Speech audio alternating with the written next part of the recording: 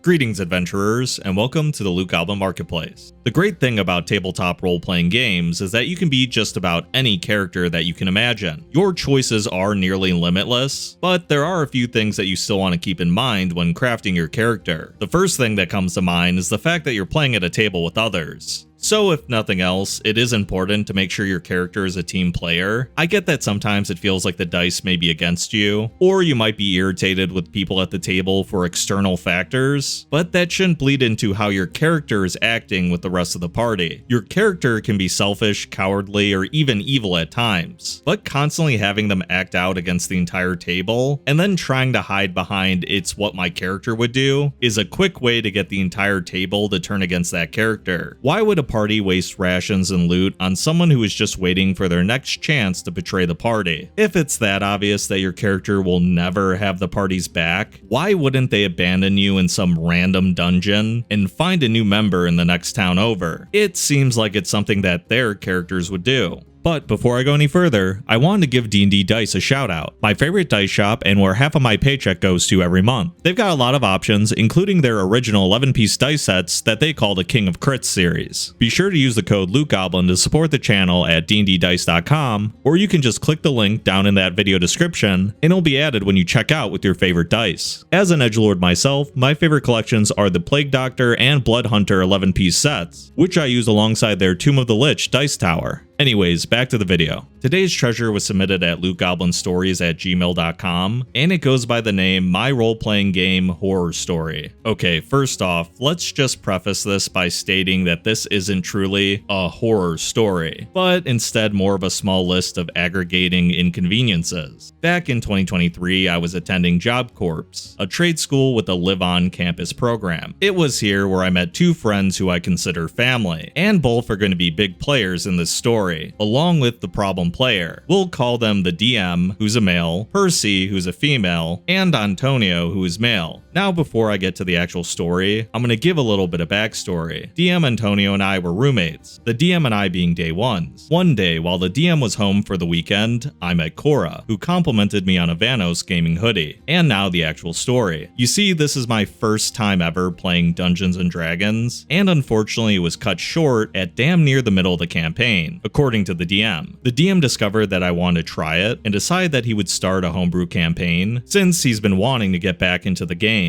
At the start, it was me, the DM, a guy named Johan, and Antonio, with Percy being invited a few sessions in. I was playing a human named Nico Cat. Antonio was playing a red dragonborn named Alucard. Johan was playing a dark elf named Leokas, and Percy was playing a half elf named Cora. I can't remember their classes at this point. Now I must admit at some point during the campaign, I started developing feelings for Cora the player. I know the number one rule for playing tabletop role-playing games with the opposite gender, and I broke it. Luckily for me, I read and watched Ready Player One before playing the game, so I was educated enough to make sure to separate in-game and in real life relationships. Besides, I wasn't really looking for a relationship anyway, so I never truly pursued one with her. So far, everything was going alright, but unfortunately Alucard must have been cursed by the dice gods, because whenever Antonio ever used the character, he almost never rolled above a 10. At about the halfway mark of the campaign, Antonio had started having trouble with someone he was talking to back in our hometown. Turned out we were from the same city. However, he started taking out that frustration in-game. He'd be hostile to NPCs, or just completely outright ignore quests or objectives. He'd try to prevent other characters from completing their plans during combat because "it's what my character would do. He's chaotic evil." Yeah, that's a problem right there. It was also during this point where he was getting frustrated that his character wasn't getting the spotlight, as the story was more focused on mine and Leoka's characters at this point in the campaign.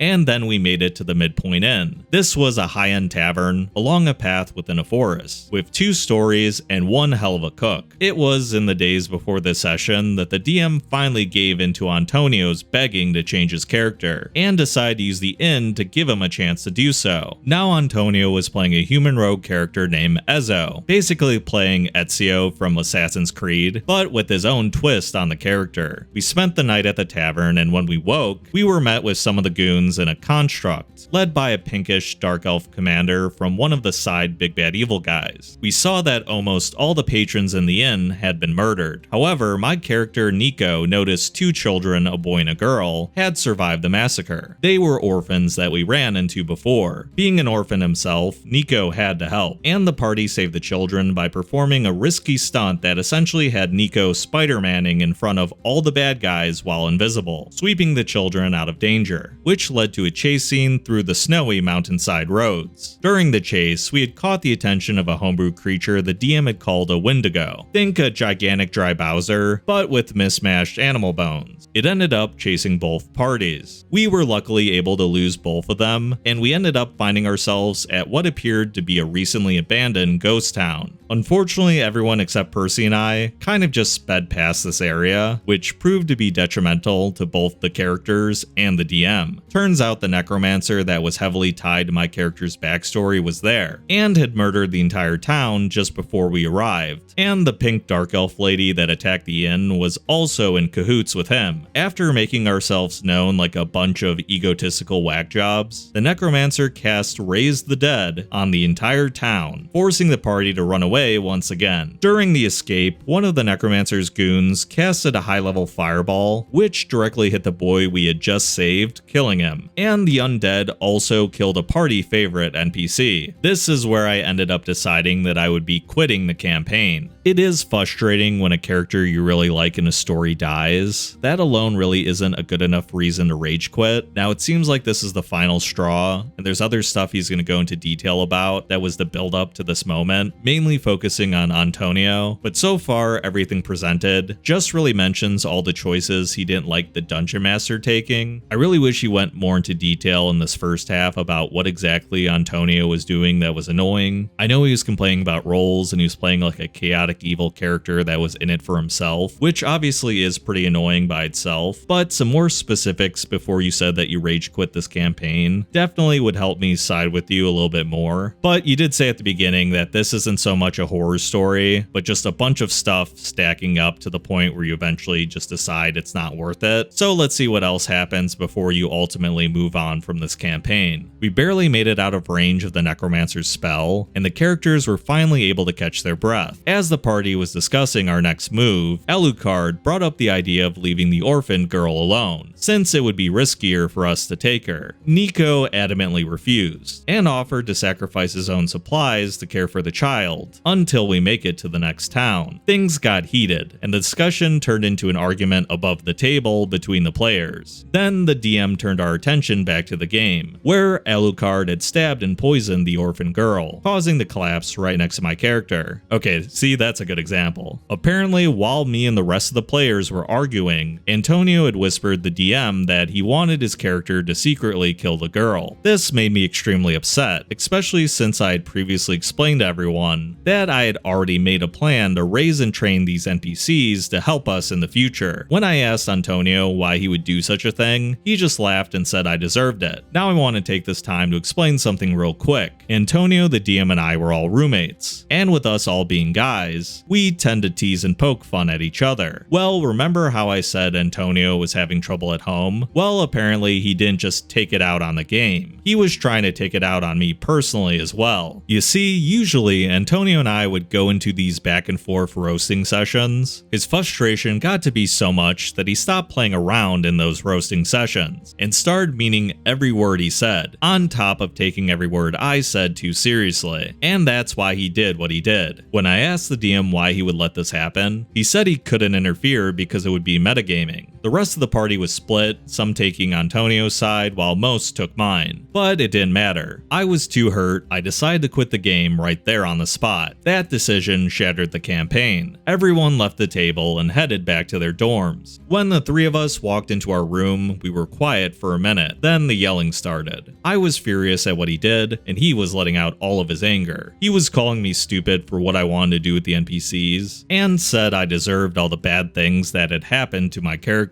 He said that he deserved to have his moment to shine, because Alucard had never had a chance to be the center of attention, especially with his cursed roles. He said that everyone knew about my crush on Percy, and that she didn't like me that way. He then said that if she did like me, and we ended up going out, it would be unfair because he was was friends with her first, so he calls dibs on her. Can people just sit down at the table and just roll some dice and be adults about things? All of this in-game nonsense, all of this metagaming just because two people like a girl. Honestly, at this point, I should assume this is always the case until proven otherwise. It would save me a lot of time. Let's get back into it. But here's the thing. Regardless of how cursed Alucard was, the DM did try to include Alucard into the main story. There was supposed to be an NPC Dragonborn who had info on Alucard's father, who he was looking for. The DM had also planted more information about the father at the ghost town, but because Antonio had so desperately wanted to get rid of his cursed character, he never got a chance to discover them. And pertaining to Percy, that is just an evil thing to say. He knew it would hurt me to talk about her that way, and saying he calls dibs on her like she's an object to be earned was just plain wrong. Plus, he was already talking to a girl from our hometown who he was wanting to go out with. Apparently, Antonio just needed to air out his grievances, because in the days that followed, he was acting like his old self again. Eventually, Antonio graduated from the Job Corps and left to go back to our hometown. After that, Percy, the DM, and I decided to start up a new campaign with just the three of us. And though we had some ups and downs ourselves, we had a much better time playing the game without a larger party. Now, this next part isn't exactly important to the main story, but it does act as a nice epilogue, and it adds a little more information. About a week after Antonio graduated, the DM finally aired out his own frustrations with the incident. He said that he regretted not acting against Antonio's actions as Ezzo, and hated how nearly the entire party rushed the ghost town, since he had put so much effort into it. He stated that it was the converging point of the campaign, as it would have acted as the plot point that would have tied all the characters' backstories together. Percy's Cora character would have found the dead body of her sister, which she thought had died long ago, revealing that she had been alive up until that point. The pink dark elf woman was actually Leoka's older sister, who was actually working for both the main villains in the story, one of which also happened to be the necromancer from my backstory. It went even further when the DM admitted that the necromancer was actually a woman who was cursed to appear like that. Turns out she was actually Leoka's father's old lover, from his time as an adventurer, and all the constructs the father made used necrotic magic, provided by the necromancer. And to top it all off, Alucard's father would have been part of Leoka's father's old adventuring party, alongside that necromancer. The final battle would have been a fight against the necromancer at their full power, underground, where they would have had a near infinite source of corpses to raise. And no matter who killed them, it would have been closure for everyone. Eventually, Antonio called me from home, and he apologized for what he did. Though I appreciated the gesture and forgave him, I made sure to let him know that I understood what he was going through at the time, but it didn't give him the excuse to do what he did. We became amicable enough to drop any sort of grudge or bad blood between us, and coincidentally, a few years later after I graduated and went back home, I ran into Antonio out in the wild after a night out with friends. That's probably one of the better endings you can end up having in one of these RPG horror stories. You guys found out that you don't want to play together at the table anymore, but if you meet out in public, it's not like there's any bad blood. I feel like it's a very rare situation where everyone at the table has a crash out and then is able to still play together. Sometimes the campaign survives after a few people are removed, but it's like nearly impossible to have everyone stay. It does seem like the DM was trying to build up to something. Honestly though, he probably waited way too long to introduce all these story beats. Really, when it comes down to it, the DM's pacing was secondary to his inability to just hit the brakes when things are going bad. If he didn't want the orphan girl to die, he could have just said no. As the DM, you don't really need to worry about metagaming unless you're giving the villains like unfair advantages in fights. I think every table has a different threshold of what should be done in secrecy versus what should be done out in the open. But if you ever feel like something that got sent to you feels like too much, just be open and honest with the table. If that one player has a massive crash out, honestly, he's doing everyone else a favor because you can just kick him at that point. That's honestly what I would do in this situation. I'd love to hear everyone else's thoughts in the comments below. And if you enjoyed the video, make sure to hype and like it, as it really helps the channel grow, and subscribe to the channel if you haven't become a member already. And as always, I hope to see you in the next video.